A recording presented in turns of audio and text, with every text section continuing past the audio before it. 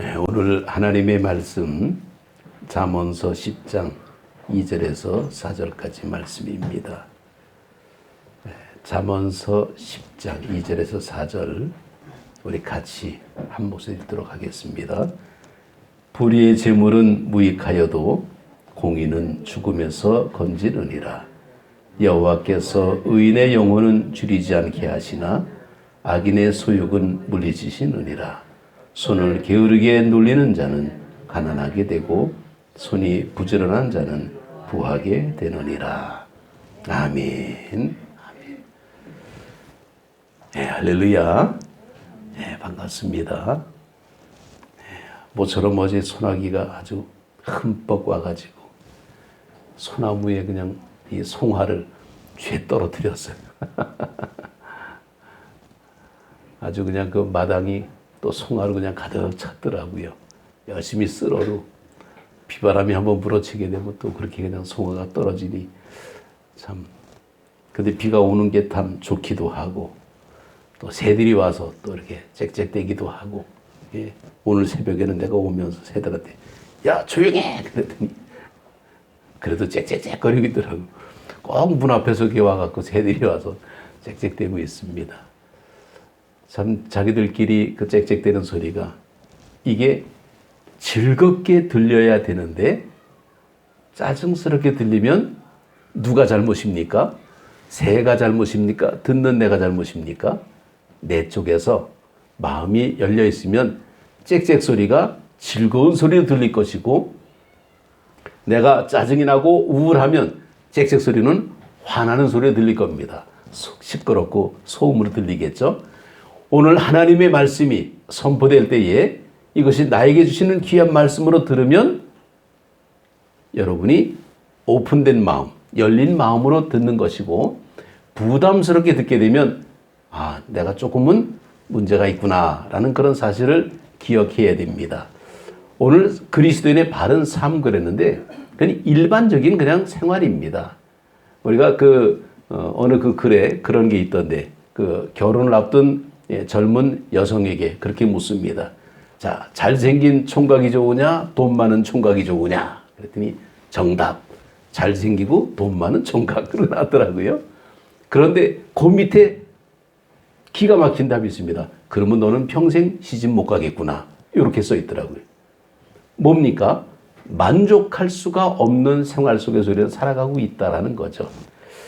자, 우리가 믿음 생활하면서 교회에서 일반적으로 이 돈 얘기하게 되면 굉장히 부담스러울 수가 있습니다. 그런데 시장에서 장날 돈 얘기하게 되면요, 이거 굉장히 즐겁습니다.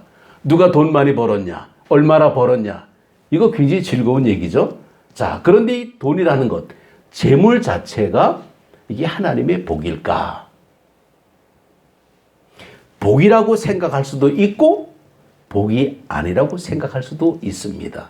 그런데 솔직히 돈은 복이다 이렇게 봅니다. 그런데 이것이 우리에게 정말 복일까? 하나님의 말씀을 우리가 듣는 예배 시간에 이 말씀이 그냥 듣는 이론적인 얘기는 아닙니다. 그렇다고 뭐 고민하면서 들으라는 것도 아니에요. 그냥 평범하게 지나가는 말처럼 들리는데 이것이 하나가 뭔가 잡히는 게 있을 겁니다. 그러면 아, 그렇구나 라고 우리가 그 말씀을 듣게 되는데, 재물은 이게 정말 하나님의 복이냐 아니냐, 또 심지어 이건 악이다 이렇게 보는 사람도 있습니다. 그래서 재물에 대해서 아주 경계를 합니다. 재물을 조심해라. 근데 성경을 보게 되면요, 재물 조심하라 그런 얘기는 없습니다. 재물이 아니라 재물을 대하는 우리 마음을 조심하라는 건 나오지 재물 자체는 아니라는 겁니다. 바울도 그랬어요. 돈을 사랑하거나 마음을 뺏기지 말라. 그리고 권면했습니다. 솔로몬도 잠언을 통해서 하나님의 자녀가 재물에 대해서 어떤 자세를 가져야 될까? 돈 많이 벌면 좋습니다. 근데 많이 버는 게 문제가 아니라 왜 버느냐가 우리가 중요한 거죠. 그리고 또 어떻게 버느냐가 또 중요합니다. 그러다 보니까 돈에 집착하다 보니까 왜 돈을 버는지 모르고 살 때가 많다는 거예요. 지금 우리가 살아가는 거하고 똑같습니다.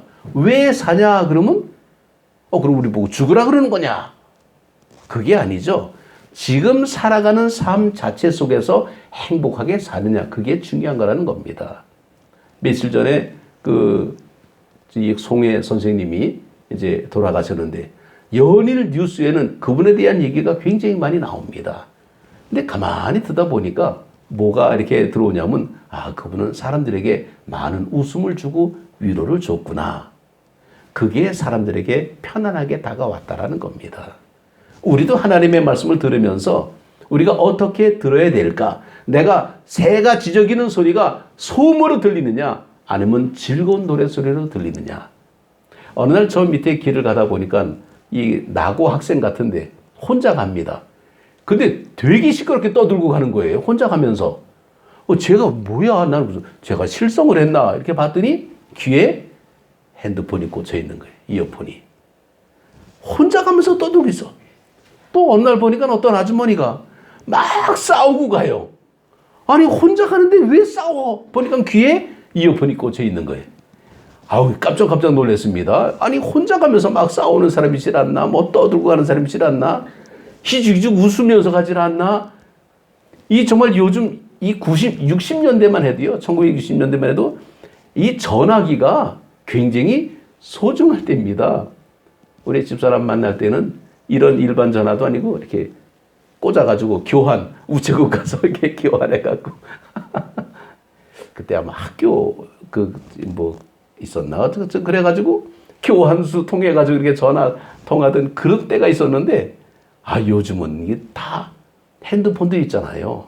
근데 중요한 거는요, 핸드폰이 없어도 스트레스 받습니다. 왜 그럴까요? 없으면요, 불안해요. 근데 있어도 스트레스 받습니다. 왜? 성능이 나쁘면 성능 좋은 거를 갖고 싶어가지고 또 한 달, 목 달 신형 나온다 그러면 그냥 그거 사고 싶어가지고. 왜 그럴까? 참 심리가 좀 묘합니다. 하여튼 신형만 나오면 계속 핸드폰 바꾸는 그런 사람들이 있죠. 우리 애들도 그런 것 같아. 하여튼 신형만 나오면 이렇게 바꾸는 것 같아. 근데 그게 뭐 잘했다 잘못했다 그런 게 아니라 자기 삶의 하나의 방편의 모습입니다. 우리는 이 집을 살아도 정말 늘 이렇게 비교하면서 살게 되죠. 그래서 이 스트레스는 만병의 원인이라 그럽니다. 이걸 안 받고 살아야 되는데 늘 사는 사람들은 앞집을 바라보고 살아. 야, 저 집은 평수가 몇 평인데, 저 집은 값이 얼마가 올랐는데, 아니 뭐 남의 집이 값이 올랐든지. 하기야 뭐 며칠 전에 뉴스 보니까 똑같은 평수의 집인데요. 서울의 강남하고 강북하고 돈 차이가 어마어마하게 차이가 나. 수억의 차이가 나요. 그것도 지역에 따라서 또 차이가 나더라고. 강북에 똑같은 강북이 아니야. 저 위쪽이냐, 그 밑에 쪽이냐. 강남도 같은 강남이 아닙니다. 저 송파 쪽이나 강남 쪽이나 이 위치에 따라서 집값이 몇 억씩 차이가 나고 있습니다. 집은 똑같은 평수인데. 그러면 그렇게 좋은 집, 비싼 집 살면 정말 행복할까? 아니더라고요. 똑같습니다. 어느 집을 살아도 우리는 다 뭔가 모르게 만족하지 못하고 살 때가 많습니다. 그래서 우리가 가장 성경이 필요한 이유가 바로 그럽니다. 이 신앙의 필요성과 중요성의 모습을 보면 이 성령의 은혜를 받은 바울은 자족하는 마음을 가지고 있었습니다. 그래서 자족하는 마음이 있으면 경건은 큰 이익이 되느니라. 그래서 디모데전서 6장 6절에 말씀하고 있습니다. 분수에 맞춰서 자족할 수 있는 마음. 과연 그 자족한다라는 것이 뭘까? 옛날 초대교회 당시 그때 이제 우리 성경에는 스토아학파가 나오는데 이 스토아학파 모습을 보게 되면 자족하는 마음이 두 가지 모습으로 나타나고 있습니다. 믿는 사람들은 자족하는 마음이 성경적인 모습으로 나타나는데 믿지 않는 사람들의 마음은 이 스토아학파의 말씀 얘기처럼 뭔가 다르게 나타나고 있다는 거예요. 이 스토아학파 에고의 이 모습을 보게 되면 에피쿠로스 학파가 이제 둘로 이제 나눠지게 되는데 그냥 쉽게 얘기하면 그겁니다. 이 스토아학파는 우리가 뭔가를 가지게 되면 욕심이 생기기 때문에 그거를 갖지 말자. 탐욕을 부리지 말자. 이제 그런 주의입니다. 그러니까 한마디로 없이 살자라는 겁니다. 과연 그럴 수 있을까? 없이 살 수 있을까? 그런데 이 없이 살다라는 얘기를 그런 사람뿐만 아니라 성직자들도 할 수 있고요. 여러 사람들 가운데 좀 고상한 얘기를 하는 사람도 있습니다. 그래서 무소유, 없이 사는 것이 굉장히 좋다. 이 법정 승려가 있는데 이 사람이 알고 보니까 해남 출신이더라고요. 이 사람이 무소유에 대해서 이렇게 글을 쓴 게 있습니다. 근데 그 무소유를 이렇게 그분이 쓴 책을 이제 좀 이렇게 스크랩해가지고 좀 보게 되면 맑은 가난이라고 표현하고 있더라고요.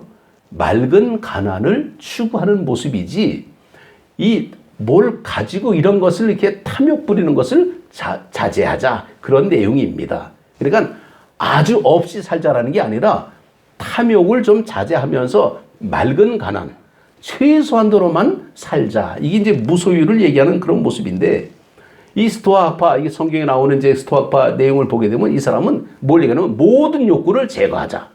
감정적인 거, 무슨 물질적인 거 이런 걸 다 욕구를.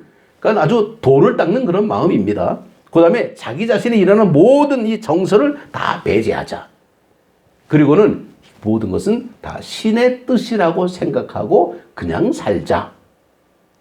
한마디로 보게 되면요. 아주 무슨 돈 닦는 그런 사람처럼 물질적인 거, 맛있는 거, 돈 이런 걸 다 배제하고 살자. 그랬더니 이 글로벌이 비판하냐면 스토아인들은 마음을 사막으로 만들고 그것을 평화라고 불렀다. 이렇게 비판합니다. 사막에서 살 수가 없다라는 거예요. 우리는 정말 이 세상 살면서 뭘 비운다라는 것, 이 무소유라는 이것 아무것도 갖지 않는 게 아닙니다. 갖기는 갖되 최선을 갖자 그렇게 얘기하는데 과연 그럴까? 성경적인 말씀은 아니다라는 겁니다. 성경적인 말씀은 빌립보서 4장 11절 13절 나오는데 바울이 그렇게 표현합니다. 내가 궁핍함으로 말하는 것이 아니리라. 어떠한 형편에든지 나는 자족하기를 배웠노니 나는 비천에 처할 줄도 알고 풍부에 처할 줄도 알아. 모든 일, 곧 배부름과 배고픔과 풍부와 궁핍에도 처할 줄 아는 일체의 비결을 배웠노라. 내게 능력 주시는 자 안에서 내가 모든 것을 할 수 있느니라 하고 말씀합니다. 그러면 뭡니까? 결국은 부가 나쁜 게 아니라 우리에게 필요한데 그것을 우리가 거기에 지배당하지 않고 은혜 가운데 자족하라라는 겁니다. 없으면 없는 대로 살고 있으면 있는 대로 살고 우리는 가난이 죄는 아니지만은 불편하죠. 우리는 모든 사람이 살아가는 삶의 과정의 모습 보게 되면 다 잘 살기를 원합니다. 이거는 기본적인 욕구예요. 이거 잘못됐다라고 얘기할 수는 없습니다. 성경에도 보게 되면요. 정말 믿음으로 사는 사람 가운데 잘 사는 사람도 나오고 못 사는 사람도 있습니다. 그런데 우리는 늘 뭘 염두에 두냐면 기독교를 믿는 사람들은 가난하게 살아야 되고 청빈하게 살아야 되고 뭔가 무소유 같은 어떤 그런 모습으로 도 닦는 마음으로 그렇게 살아야 된다고 생각하는 사람들이 참 많다라는 거예요. 심지어는 교회 안에서도 그렇게 생각하는 사람들이 많이 있습니다. 그렇게 되면요, 사회에서 우리는 굉장히 도태당합니다. 교회 다니더니 거지 되는구나 이렇게 보게 되는 거예요. 아니죠. 우리는 물질 만능주의는 절대로 아닙니다. 그러나 우리는 어떤 삶 속에서 우리가 사느냐, 고린도후서 3장 5절을 보게 되면 우리가 무슨 일이든지 우리에게서 난 것을 같이 생각하여 스스로 만족할 것이 아니니 우리의 만족은 오직 하나님께로부터 나느니라 라고 말씀해요. 그러니까 내게 주어진 역할 속에서 최선을 다해서 열심히 살아가는 겁니다. 그러면서 우리는 때로는 거기서 부를 창출할 수가 있죠. 그럼 우리가 창출한 그 부를 통해서 좋은 일을 쓰게 되면 그 얼마나 아름답고 행복합니까? 그걸 가지고 우리가 탓할 수가 없습니다. 그런데 방법이 남을 해코지하거나 사기를 치거나 정말 이렇게 좀 잘못된 어떤 방법을 통해 갖고 하기 때문에 그래서 나쁜 거지. 정말 정상적인 어떤 모습으로 이렇게 부를 창출해 가지고 아름답게 쓰는 사람들 참 많이 있습니다. 그 이유 가운데 하나는 이 모든 재물의 주인은 내가 아니라 하나님이라는 사실을 기억하고 있다는 겁니다. 내 것은 아니라는 거예요. 그런데 내 것처럼 쥐고 있잖아요. 여러분, 은행원들이 하루 종일 돈을 만지는 사람들이지만 그 돈이 다 그 사람 겁니까? 아니죠. 그걸 만지면서 그걸 가지고 관리하고 있잖아요. 그런데 그 사람들은 대우가 뭡니까? 대우가 좋아요. 왜? 돈을 만지기 때문에. 그러니까 아주 굉장히 부러운 어떤 그런 그 직업이라고 볼 수도 있겠죠. 그러나 그 사람 거는 아니라는 겁니다. 투자하는 사람이 있고 예금하는 사람이 있고 그 사람들을 통해서 그것을 관리하는 사람인데, 또 그제 뉴스에 보니까 이 은행의 그런 이 맡은 사람들이 횡령해가지고 많이 걸리더라고요. 돈을 보니까, 돈을 만지니까 이게 자기 건 줄 알아 착각하는 거예요. 그래서 횡령하는 겁니다. 그런데 뉴스를 들어보게 되면 그 사람은 꼭 그것을 가지고 좋은 걸 쓰는 게 아니라 뭐 도박을 하든지 뭐 탕진하든지 이렇게 써가지고 허랑방탕 써가지고 그냥 구속되는 일들이 뉴스거리가 되잖아요. 결국은 뭐냐? 불의의 재물은 그렇게 소비되고 있다는 겁니다. 정상적으로 열심히 땀 흘리면서 일해서 내가 돈을 벌게 되면 그렇게 흩하게 쓰지 않는다라는 거죠. 아름답고 가치 있는 그런 모습으로 우리가 쓸 수가 있습니다. 하나님이 창조하신 이 모습, 정말 우리가 살아가는 이 세상은 하나님이 창조주요, 우리는 피조물이다라는 사실을 우리가 고백한다면 우리는 우리 것이 아니구나라는 것을 알 수가 있습니다. 다윗이 그랬습니다. 땅과 거기에 충만한 것과 세계와 그 가운데 사는 자들은 다 여호와의 것이다. 다윗이 그렇게 고백을 하고 있습니다.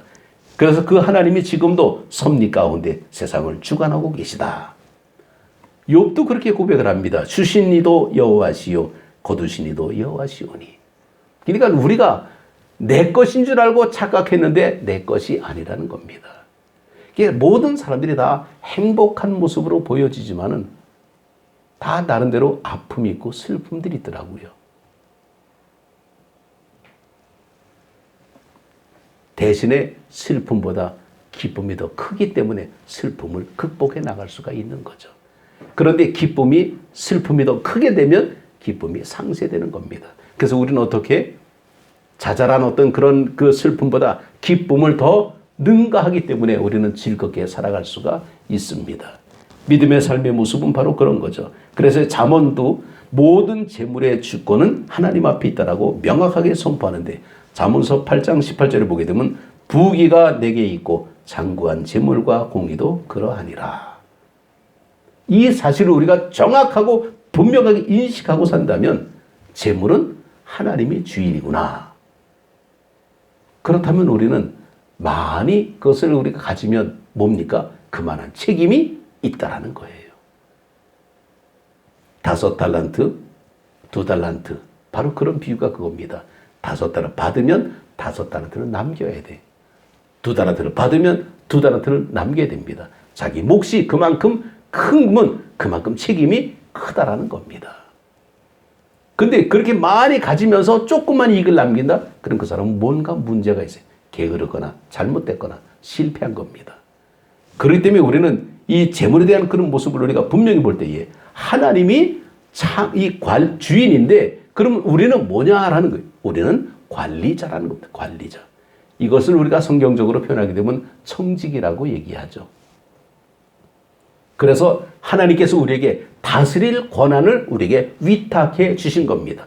맡겨 주신 거예요. 그래서 우리의 자녀들도 내 애가 아니라 하나님의 자녀라고 그렇게 고백하잖아요. 그러면서 우리는 내가 쥐고 있지.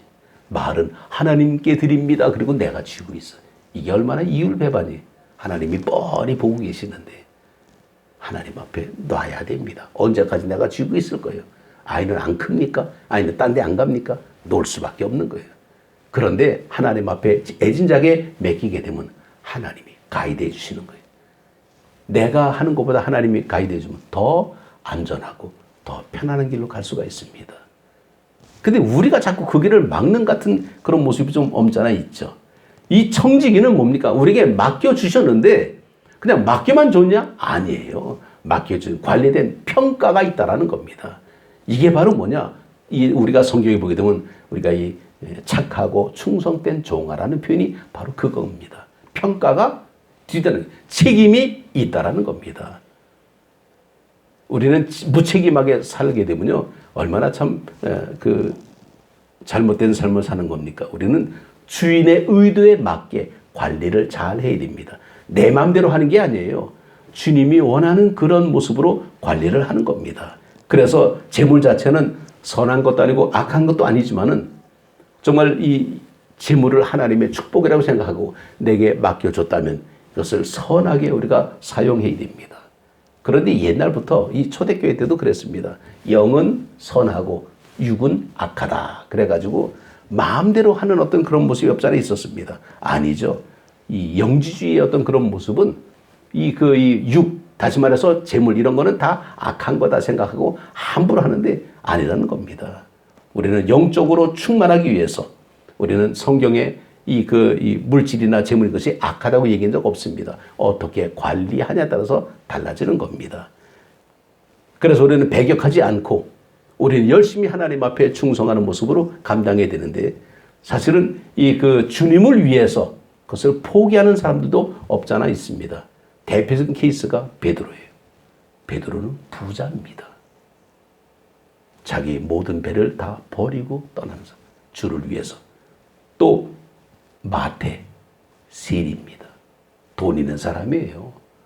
근데 주를 위해서 다 포기했죠. 이 사람들은 주님을 위해서 포기한 거지 버린 게 아니죠. 하나님이 다 채워주십니다. 책임져 주신다는 겁니다. 또 부유한 상태에서 그냥 평생 살아간 사람의 모습을 보게 되면 다윗이나 솔로몬 같은 경우는 왕이잖아요. 최고의 권세와 영화를 누린 사람들이잖아요. 우리 그 사람들 보고 욕하는 그런 거 없습니다. 하나님의 복이죠. 하나님의 은혜의 모습입니다. 다만 그것을 하나님의 뜻에 맞게 합당하게 그것을 선용하는 그런 모습이 우리에게 있는 겁니다. 그래서 사도 바울도 이 디모데전서 6장 10절에 보게 되면 돈을 사랑함이 일만 악의 뿌리가 되나니 이것을 탐내는 자들은 미혹을 받아 믿음에서 떠나 많은 근심으로서 자기를 찔렀도다. 미혹을 받는다는 겁니다. 안 그런다 하면서 유혹을 받는 거죠. 모든 사람들의 삶의 목적을 보게 되면 사실은 다 이상주의자이고 다 뭔가 아주 고상한 어떤 목적들을 다 가지고 있습니다. 근데 그 끝은 뭡니까? 돈이더라고요. 근데 결코 그렇게 얘기를 안 해. 그래서 사람들이 다 진짜인 줄 알지만은 나중에 보게 되면 다 권력을 쥔 사람 뭡니까? 권력이 최고입니까? 그 위에 뭐가 있더라고. 비자금이 있더라고요. 이게 돈이에요. 모든 사람들이 어떤 그런 모습에는 그래서 이 성경에도 하나님과 만몬, 겸해 섬길 수가 없다는 게 아주 직설적으로 나오고 있습니다. 그런데 우리는 이것을 우리가 놓지 못할 때가 많아요. 그래서 우리는 하나님 앞에 기도하는 겁니다. 자족한다는 것은 적게 가지고 많이 가지고 이게 문제가 아니라 하나님 한 분만으로 만족하는 겁니다. 비록 무화과 나무에 소출이 없어도 감람나무에 열매가 없어도 외양간에 소가 없어도 그러면 망한 거지. 그 사람은 노숙자입니다. 근데 왜 즐거워하겠어요? 그것보다 더 좋은 걸 발견했기 때문에 여호와가 계시기 때문에 그건 문제가 아니에요. 여호와만 계시면 다 해결되는 겁니다. 아이들에게 가장 중요한 거는요, 돈이 아니에요. 부모님이 있으면 다 해결됩니다. 근데 아이들이 예를 들어서 부모님보다 돈을 더 사랑한다 그러면 부모가 기분 좋겠습니까? 이놈아, 내가 줄 것도 안 준다 그래. 안 줘버려. 진짜 중요한 게 뭔지를 우리가 알아야 되는 겁니다. 내가 감당할 수 있는 게 있고 감당하지 못할 게 있는데 우리 신앙의 모습이 정말 뭘까? 잠시 관리할 대상에 우리가 정신 빠져가지고 거기에 현혹돼서 내 영혼을 팔아먹는 사람들이 얼마나 많습니까? 착하고 충성된 종은 주인의 뜻에 합당하도록 재물을 잘 관리하는 사람들입니다. 그런데 관리할 때에 그냥 막 관리하게 되면 힘들잖아요. 하나님 우리에게 즐거움을 주셨습니다. 전도서 5장 19절에 보게 되면 또한 어떤 사람에게든지 하나님이 재물과 부유를 그에게 주사 능히 누리게 하시며 제 몫을 받아 수고함으로 즐거워하게 하신 것은 하나님의 선물이라. 재물을 가지고 즐거워하고 누릴 수 있는 하나님의 복을 주셨다라는 겁니다. 그러니까 쓰고도 남음이 있는 거예요. 그럼 남으면 흘려보내면 됩니다. 그 흘릴 건 안 그냥 꼭꼭 그냥 담을 쌓고 있으니까 고인물이 돼버리게 되고 썩어지게 됩니다. 우리의 신앙의 모습 흘러가는데 그것이 가장 아름답게 흘러가는 게 뭐냐 그랬더니 잠언서에 보게 되면 나누고 베푸는 것이 아름다운 일이다라고 나오고 있죠. 나누고 베푸는 일. 그래서 잠언서 11장 25절에도 구제를 좋아하는 자는 풍부해질 것이요 남을 윤택하게 하는 자는 자기도 윤택하여 지리라. 남을 돕고 사는 어떤 그런 모습이 아름다운 삶의 모습입니다. 이게 누리는 겁니다. 정말 행복하게 누리는. 근데 중요한 것은 누릴 게 있어야지. 줄 게 있어야지. 내 게 없는데 내가 누구 걸 줍니까? 그러니까 늘 우리는 스트레스 받고 사는 거예요. 그런데 성경에 보게 되면 스트레스 받지 말라라고 말씀하잖아요. 있는 것으로 자족하라. 필요하면 하나님께서 주신다라는 겁니다. 하나님을 바라보면 하나님이 채워주십니다. 아무리 힘들고 어려워도요. 굶어준 사람이 있습니까? 없어요. 단지 삶이 불편할 뿐이지 굶어 죽는 거 없습니다. 내가 조금만 움직이면요. 다 먹고 살 수 있습니다. 그런데 정말 그 풍족하게 사는 사람들 모습 보게 되면요. 정말 그게 행복할까? 풍족한 게 결국 행복은 아니라는 거예요. 행복은 성적순이 아니라는 것처럼 뭐 돈 많은 사람이 정말 아니 그것도 아니더라고요. 그렇다면 없는 사람이 행복하냐? 그것도 아닙니다. 있고 없고가 문제가 아니라는 거예요. 하나님이 계시냐 안 계시냐가 중요한 거지. 내가 누구와 함께 하느냐 안 하느냐 그게 중요한 거지. 우리는 근데 사람을 뭐로 평가합니까? 우리는 재물로 평가하잖아요. 얼만큼 가졌냐. 눈에 보이는 것보다 눈에 안 보이는 게 더 큽니다. 빙산의 일각이라 그러잖아요. 눈에 보이는 건 뭡니까? 물 위로 수면 위로 보이는 거. 그게 뭐 대수요? 물 밑에 한가요. 그게 하나님이죠. 우리는 그 믿음을 가지고 사는 겁니다. 그래서 인간관계를 잘 맺어가면서 정말 하나님 은혜 속에서 바른 삶을 살게 되면 하나님이 우리에게 더 많은 것을 맡겨주시는 거예요. 맡겨주실 때에 우리는 소자에게 냉수 한 그릇 대접하는 것처럼 성실하게 부지런하게 최선을 다해서 하다 보면 착하고 충성된 종이라는 칭찬을 받게 됩니다. 다 하나님 건데 뭐 우리가 부담 없잖아요. 정말 믿음의 어떤 그런 모습을 통해서 볼 때에 재미나는 그런 그 얘기를 제가 들었는데 어떤 사람이 복권을 샀습니다. 나는 뭐 복권 산 적도 없지만은 근데 재미나게도 미국의 그 캘리포니아에는 복권을 이게 1등이 당첨되면 그게 발표가 된대.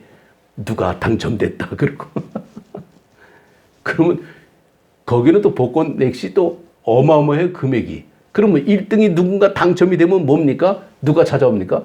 총 들고 사람들이 찾아온다는 거예요. 제일 먼저 복권 당첨하는 일이 뭐냐 했더니 경호원들 사는 거래. 경호원들 사는 거. 총 들고 사람들이 쫓아오기 때문에. 그런 무서운 짓을 왜 합니까? 언제 총 맞아 죽겠어. 복권 당첨됐다고. 무서운 동네더라고요 거기는. 차라리 그런 게 없는 게 낫지. 문 열어놓고 살아도 도둑이 없잖아요. 그게 배짱 편하지. 집에 잔뜩 비싼 거 금덩어리 갖다 놓고 문 꼭꼭 닫아담그고 이 더운데 문 담그고 어떻게 살겠어. 믿음의 삶의 모습은 열어놓는 겁니다. 그리고 같이 사는 거예요. 그게 아름다운 삶의 모습인데 오늘 우리는 그 말씀을 가지면서 과연 우리가 그렇게 살 수 있는 그런 모습이 될까? 없는 자의 스트레스 받지 말고 있는 자 부러워할 필요 없고 내게 주어진 일을 열심히 하다 보게 되면 하나님께서 아름답게 길을 열어주십니다. 우리는 모르고 지나가는데 눈에 띄는 게 있어. 옛날에는 길 가다가 돈도 잘 줬지만은 요즘은 돈 주는 것도 없어. 어떻게 보면 하나님께서 좋은 사람 붙여주시고 하나님께서 또 다른 어떤 사업을 연결해 주시고 그래서 이렇게 저렇게 이끌어 가다 보게 되면 나중에 결산하다 보니까 손익계산 딱 나옵니다. 하나님이 나에게 이만큼 복을 주셨구나. 내가 이만큼 내가 열심히 했구나.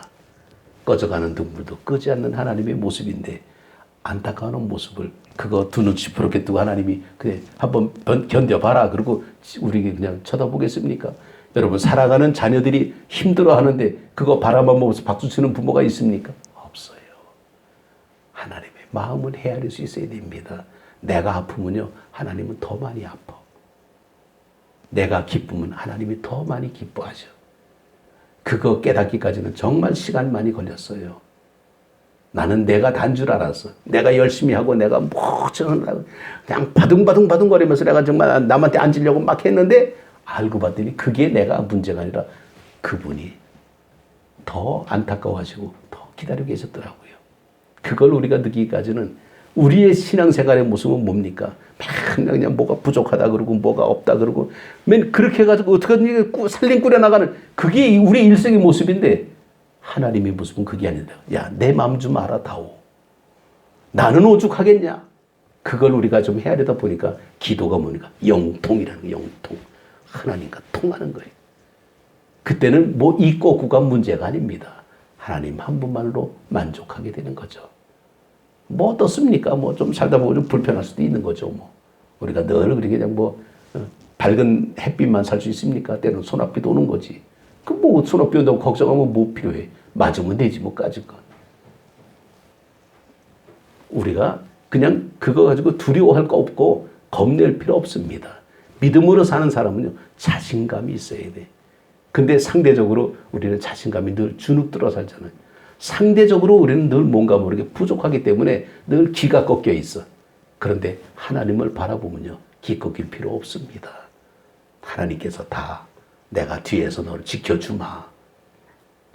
우리가 바라보는 거는 홍해 바다인데 하나님이 보는 거는 그 가운데 길을 보는 거예요.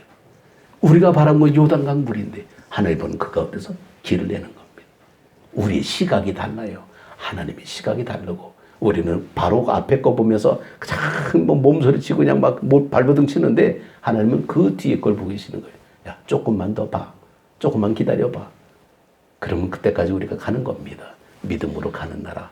정말 우리가 하나님 믿음 생활의 모습에서 우리는 자꾸 옆을 쳐다보면서 키재기하고 눈높이하고 뭐 이것저것 비교하고 그럴 필요 없이 오직 주님만 바라보면서 내가 얼마나 하나님 앞에 바른 모습으로 살아가고 있니 이게 중요하다는 겁니다. 그러면요 우리도 모르는 순간에 벌써 누군가가 보고 있어서 픽업하러 오더라고요. 나는 가만히 있는데 찾아와요. 뽑아. 쪽집게로 뽑아. 왜? 그 어떻게 알아 그 사람들이? 하나님만 아시는 거예요. 우리는 하나님 보고 살아가는 믿음이지 뭐 이것저것 뭐 그냥 구차하게 뭐 사람 따라다니면 나는 그런 것 못하겠어요. 그냥 오직 주님만 바라보면서 우직하게 한 길만 걸어왔습니다. 하나님만 아시면 됐죠. 뭐 좀 불편한 것도 있었지만은 까짓 건 뭐 어떻게 뭐 눈이 오면 맞는 거고 비가 오면 맞는 거고 뭐 그런 거죠. 그렇다고 우리가 막을 수 있어요? 못 막아요.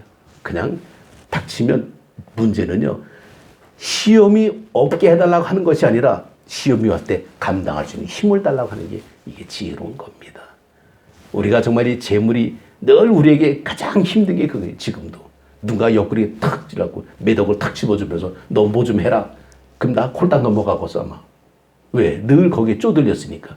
근데 그걸 극복할 수 있어야 됩니다. 이게 선한 거냐 악한 거냐. 이게 하나님이 원하는 거냐 하나님이 싫어하는 거냐.